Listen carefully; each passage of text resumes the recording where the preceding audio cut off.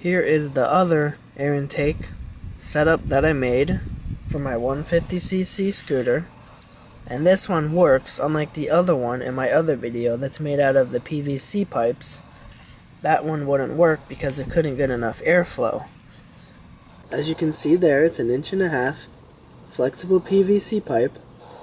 And it just goes down and pops on the carburetor. And there's a hose clamp to hold on the carburetor. And then it comes up into the trunk under the seat. So that way you don't have to worry about it getting wet.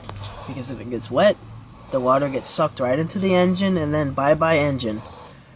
So that's why I got it in here, and it's got the little fancy K&N filter on it. This comes right out. Oh, and I also got this piece at Home Depot as well. It just pops over the hose, and I tighten the clamp down a little bit. And then this one I had to tighten down too, enough to where the filter will go in there snugly. So that way I can take it out whenever I need to wash it. And then I put some holes here too to let some air in, to make sure it's getting enough air. I did have to mess with this hose a lot because it was initially too long.